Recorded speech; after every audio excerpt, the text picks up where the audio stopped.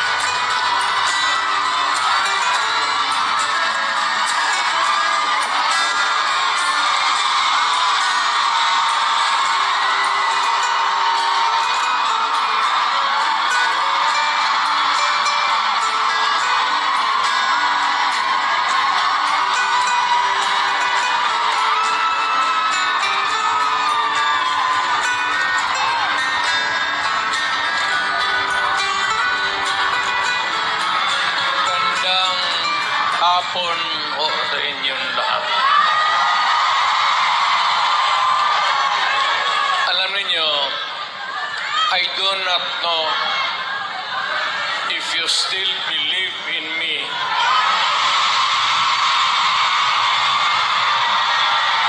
Pero nakatingin ako sa inyo.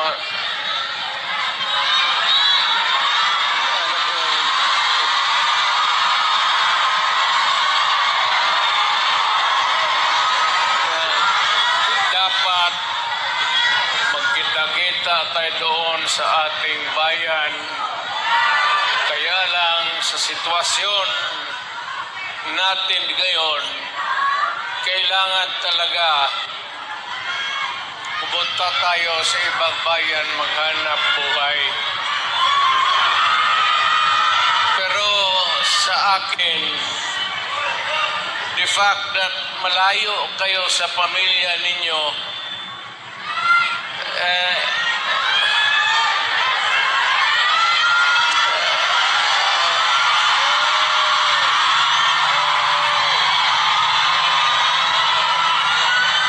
dama ko yung lungkot at alam ko yan. Kasi ganoon rin ako noon. Almost 3 years sa labas ako nagtatrabaho. Well, nagtitraining para sa koneksyon ko sa pagka-abogado. Kaya OFW, yan ang pinakamasarap. Magkikilig ako, OFW, mabuhay kayong lahat.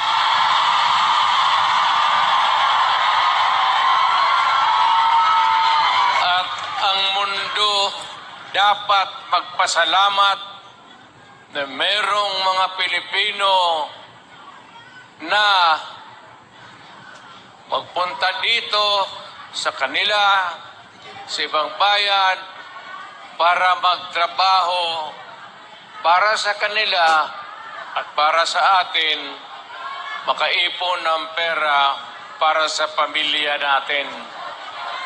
Kasi, well, you know, it would take about 7 to 10 years bago mawala itong sitwasyon natin na ganito. But in the meantime, that we are not really ready economically to provide opportunities na trabaho para sa lahat, then I said, napipilitan tayo dito maghanap ng trabaho para sa ating mga pamilya. Kaya ako ngayon dito, this is not the first time that I have kaharap ko kayo.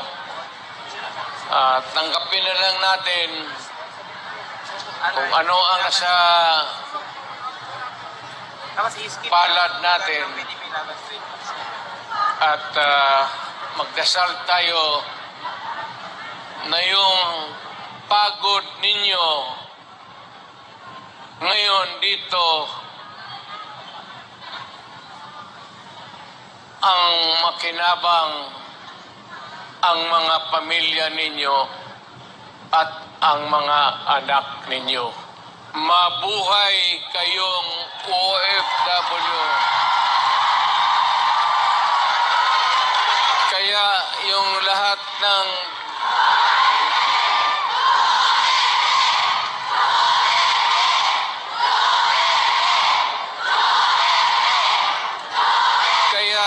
kayong lahat ng mga dalaga pa,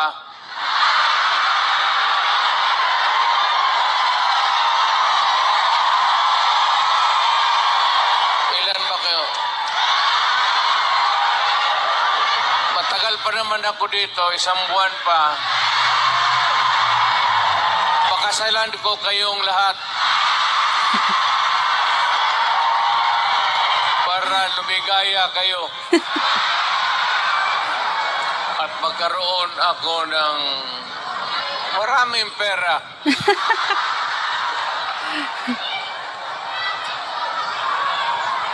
Ko ka Tatay Digong, ha? You know, hindi lang ito sabihin ninyo. Hindi ako nagbubula, ha? Yung mga taga rito na tumanda na nung nakilala yung pamilya ko, yung matanda na, yung may karanasan sa Davao noon, alam ninyo yan na ang sitwasyon namin pareho sa inyo. Matagal kaming walang ama kasi abogado siya. Maano pa naman ang Pilipinas noon, ang hanap buhay nasa siyudad talaga. Ang abogado walang silbi dyan pag sa barangay. So, ganun na-experience namin ako, na ang tatay ko, iniwan kami sa lolo pati lola ko, at ang tatay ko nagtrabaho sa labas. Ganon, sa labas ng probinsya. So, damang-dama ko talaga yung buhay ninyo. Huwag na yung kalungkutan. Huwag na yung, kasi that's reality. Ginusto mo natin sa hindi, kailangan talaga maghanap buhay. Tama. So, huwag na masyado yung mga sentimental na ano. Basta dito, punta tayo dito, nagtrabaho. At nandito kami, pinsan, napasyal ako, kasama ko ang anak ko. Saan ba si...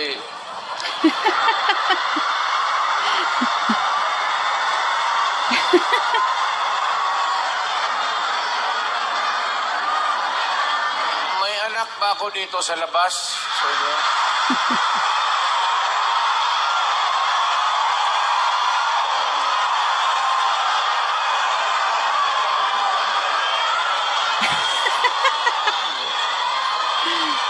sobra naman yung 5. Pagkalam ko 2.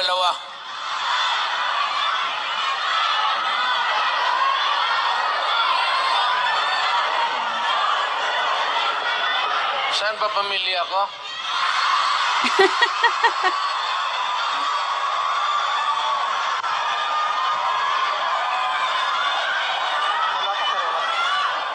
Wala pa si Inday na okay na. importante dyan si Inday kasi Inday yung politiko eh. So, mabutit naman. So, anong pag-usapan natin? May pera kayo ibigay?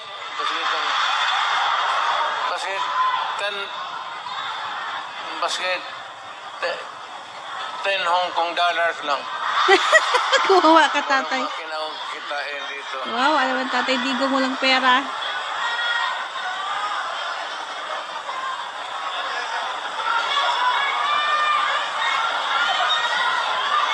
Sunod punta ko dito,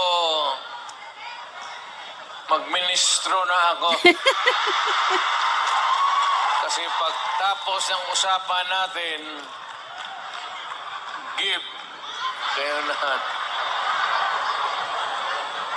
Well, ang problema natin sa Pilipinas ngayon, hindi na kasing bigat noon. You know, you'll have to be patient with government. It is not at all times maganda. Minsan ang gobyerno may kapalpakan. Ang akin lang, well of course, kasi from the outside na ako, na makikita ako na yung ganito, yung seldom na tinitignan ng tao, ng Kongreso, na masilip lang man kayo kung ano ang kailangan, not only dito sa Hong Kong, but all over the world, Filipinos who work there because they have to. So, ang akin, nagpapasalamat ako. Ang una-una, yung tulong ninyo sa economy ng bayan. At second, yung social order. Yung problema na yung mga anak natin makapag-aral ng husto. Kaya naman ako nakita ninyo na patong-patong ang kaso ko. Sa totoo lang, baka ang balita ko may warrant daw ako pag... Hindi, totoo. Yung sa ICC or something. Matagal na akong hinahabol ng mga putang ina.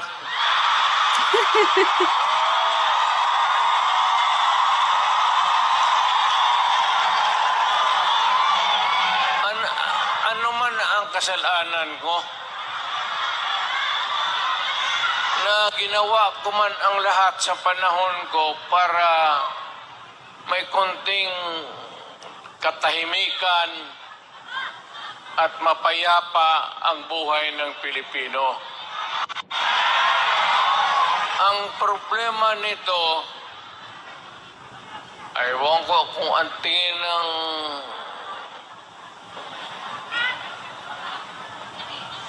ako'y laro yung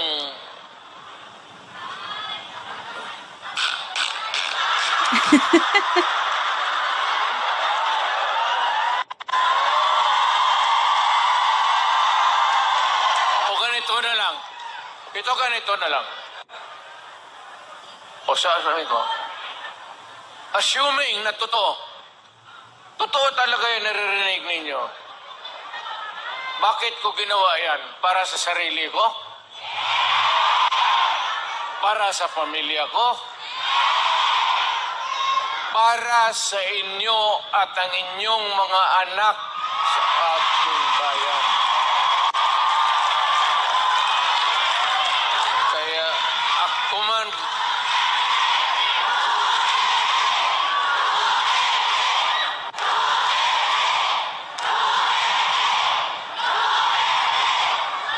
ang higiin ko na lang sa inyo, total kung ganito man talaga ang swerte ko sa buhay, okay lang, tatanggapin ko yan. Wala tayong magawa eh. Hulihin tayo kung ikulong tayo. Kaya lang, in the meantime, mag-contribute kayo, paski $5, para paglabas ko sa presohan, pagawaan ninyo akong monumento katabi ni Rizal. Si Rizal may hawak na libro eh.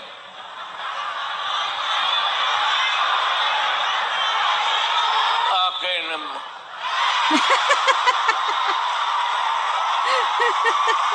Pwede. Kaya bakit?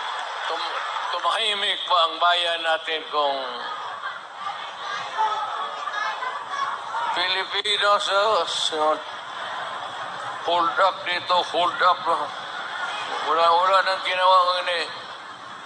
Tayo mga ayaw ng gulo, napipilitan tayo to confront evil because nandyan sa harap natin. Sino ba naman gustong pumatay? Putang inang yan.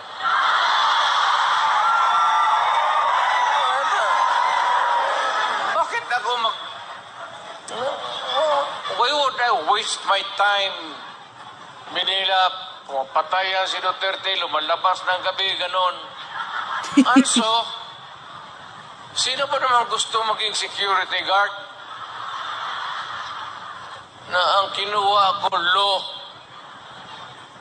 So, but, siguro sa trabaho, alam mo sa gabi, diyan rin lumalabas yung mga masasamang tao.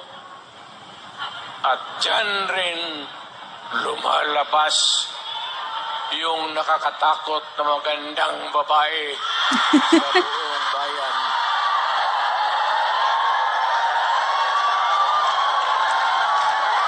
Sino man nakita ninyo maganda sa araw? Nakita?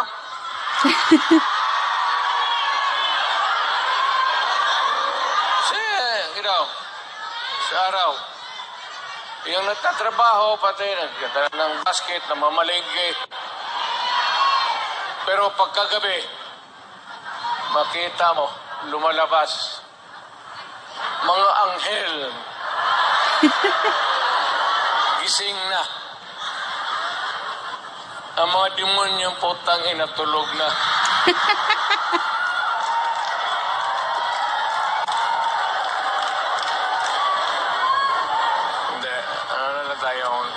Seriously now, our country is not yet that well off. I'm very sorry na nakikita tayo dito at kayong napunta dito sa loob kasi sa labas, mga Pilipino rin naghihintay doon. So, sino may-ari itong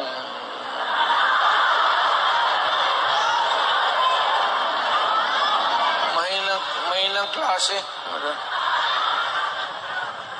Siguro contribute lang tayo. Gawa natin third floor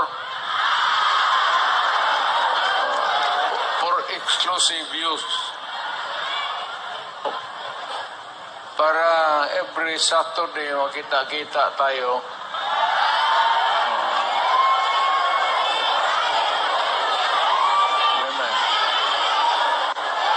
Maraming mag-gawa dyan, buntis na. Yung mga dalaga.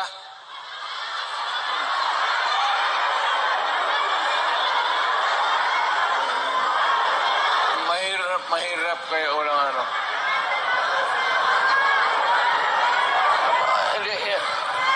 Hindi ako mag-survive ng buhay na walang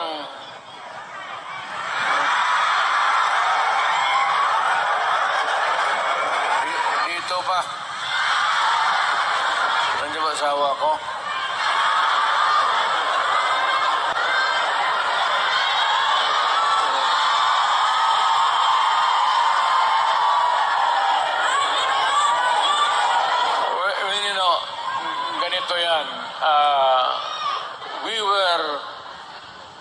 really ordered, but maybe it was a form of an order.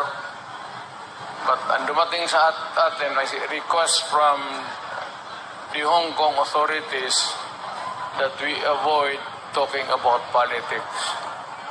Ako wala naman akong no plans to talk about politics.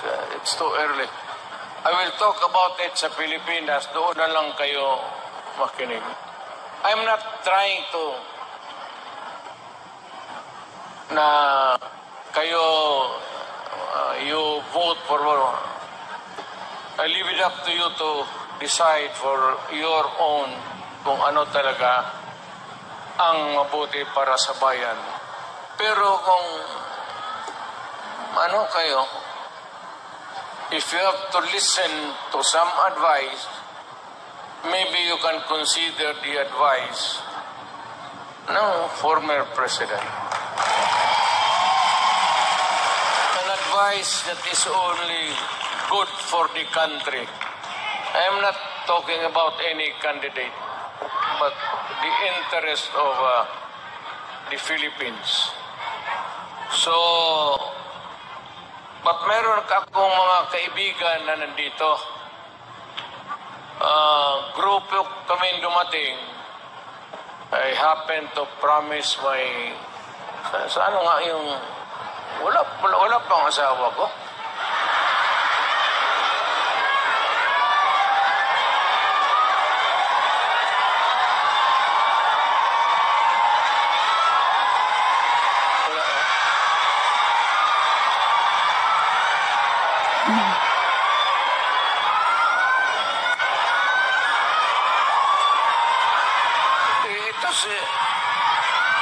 Ito si Hanelet kasi ang asawa ko overseas worker rin yan. Yung asawa ko ngayon, yung una kong asawa, wag na yun. Okay. Nanay ni Inda yun, medyo problema tayo. Alam mo yung nanay ba ni Inday? Tisayan. Tapos nakita ko yan sa aeroplano, stewardess eh. So, hinanap ko kung saan yung bahay. Doon sa Monteverde, doon sa Davao, pasok ako sa mga bahay-bahay doon, nakita ko ang gaga.